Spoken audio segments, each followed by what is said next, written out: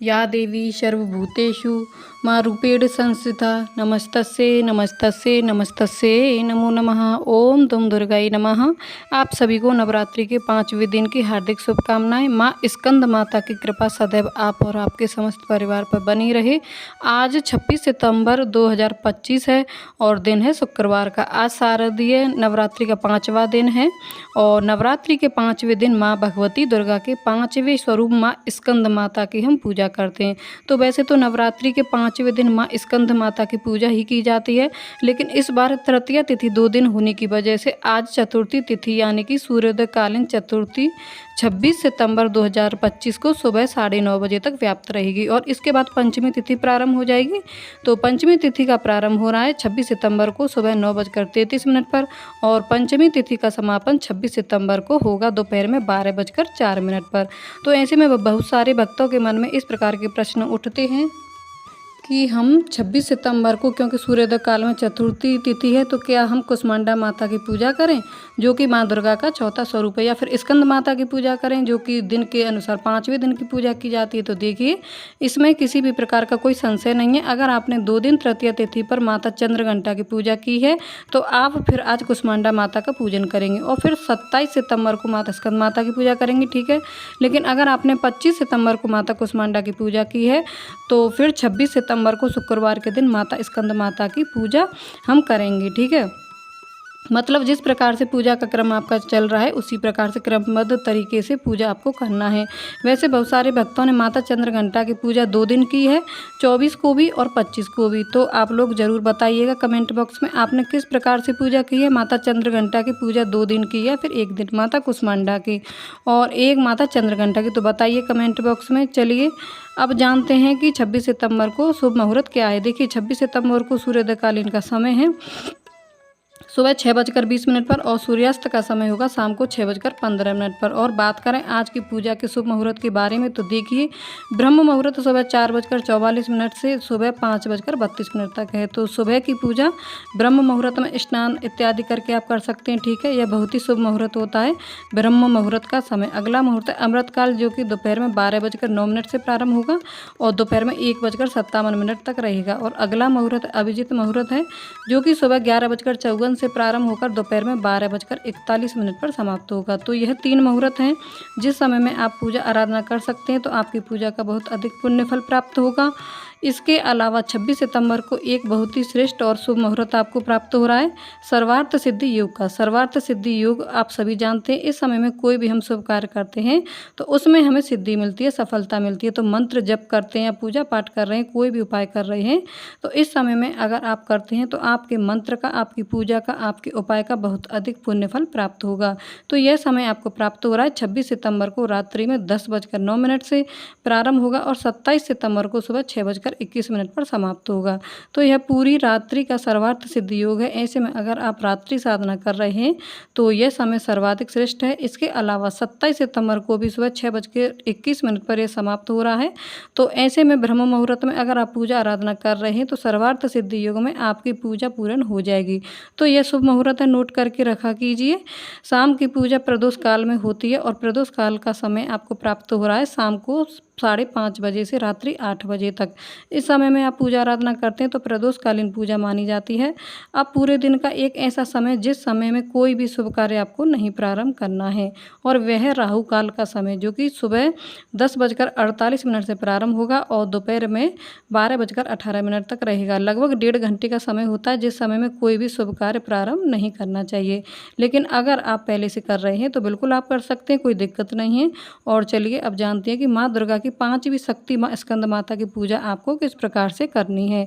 माँ का प्रिय रंग क्या है जो आज आप धारण करने वाले हैं। आज कौन सा फूल माँ को अर्पित करें, कौन सा पुष्प माँ को अर्पित करें जो कि माँ को बहुत पसंद है, जिसे अर्पित करने से मनचाही कामनाएं पूर्ण हो जाती हैं। आज किस मंत्र से माँ का ध्यान करना है और माँ का स्वरूप क्या है जिसका आज हमें ध्यान करना है। इसके अलावा आज कौन सा भोग माँ को अर्पित करें, किस प्रकार से माँ को प्रसन्न करें, कौन सा उपाय करें जिससे कि माँ को प्रसन्न होकर मनचाहा वरदान हमें दे दे। तो आज की वीडियो में बहुत सारी जानकारी आपको शेयर करने वाली हूँ, इसीलिए वीडियो को अंत तक ज़रूर देखिए।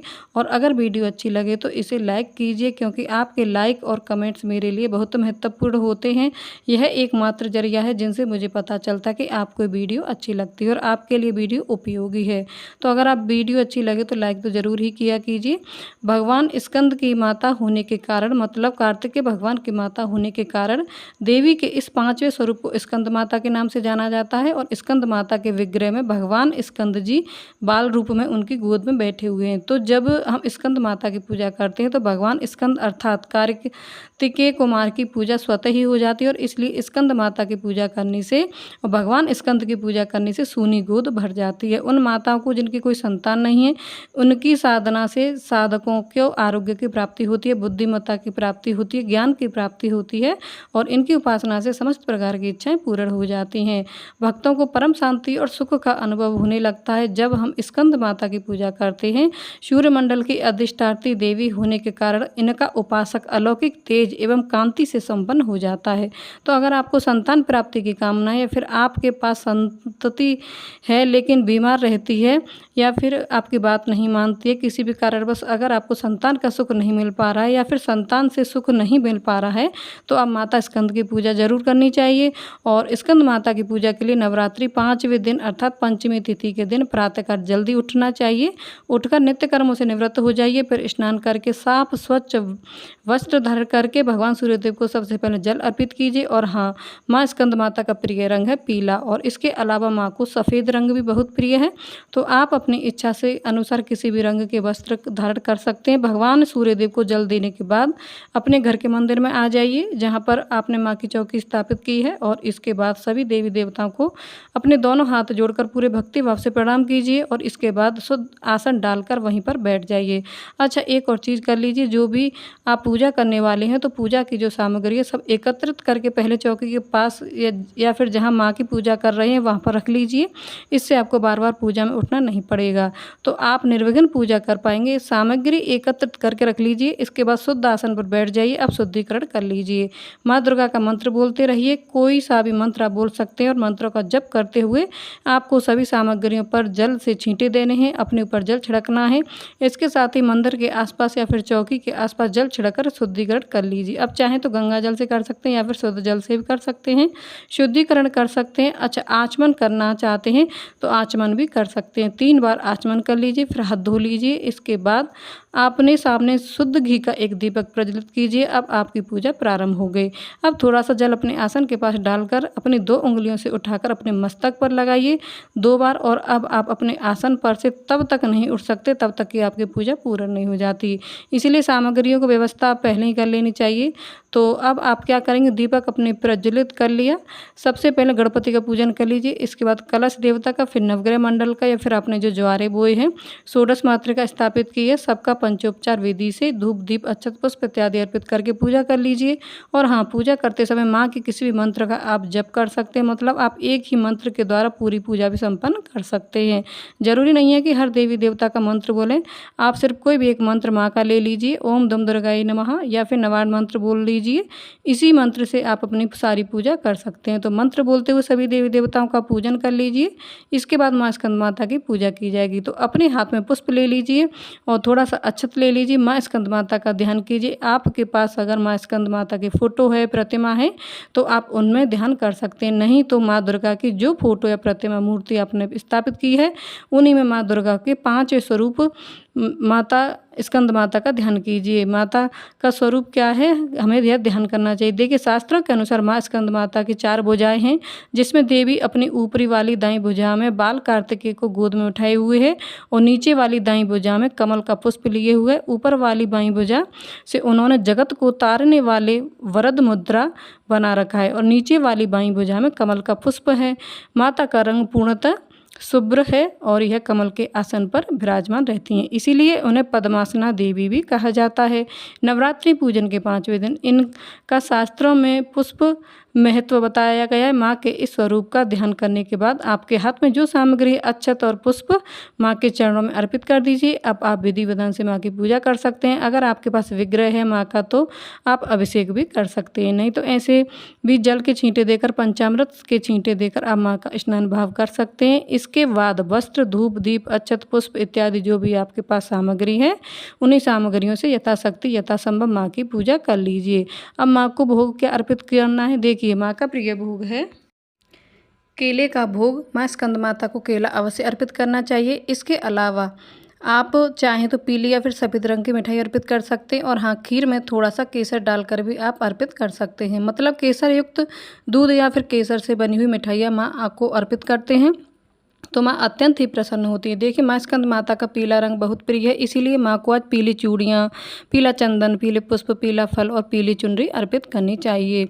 माँ स्कंद माता को पुष्प कौन सा प्रिय है, देखिए माँ को वैसे तो पीला पुष्प बहुत प्रिय है। इसके अलावा आप चाहें तो लाल गुड़हल या फिर गुलाब के पुष्प भी अर्पित कर सकते हैं। माँ स्कंद माता का बीज मंत्र है ह्रीं क्लीं स्वामिने नमः। एक और मंत्र है ओम स्कंद माताये नमः।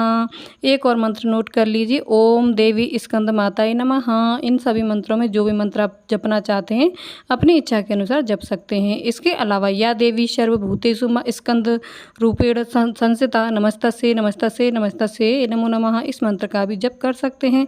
तो आप अपनी इच्छा के अनुसार किसी भी मंत्र का जप करें, लेकिन कम से कम 11 बार 21 बार माता स्कंद माता के मंत्र का जप जरूर करना चाहिए। उसके बाद आप जो प्रतिदिन पूजा कर रहे हैं, जो भी मंत्र जप कर रहे हैं या फिर सप्तशती का पाठ कर रहे हैं, वह कर सकते हैं। और हाँ, पूजा करते समय आपको माँ स्कंद माता की कथा भी पढ़नी है या फिर सुननी चाहिए। कथा आप चाहें तो सुबह सुन सकते हैं, चाहे शाम को सुन सकते हैं, या फिर दोनों ही समय सुन सकते हैं, पढ़ सकते हैं। और हाँ, इस चैनल पर भी प्रतिदिन आपको माता स्कंद माता दुर्गा पूजा की कथा मिल जाएगी।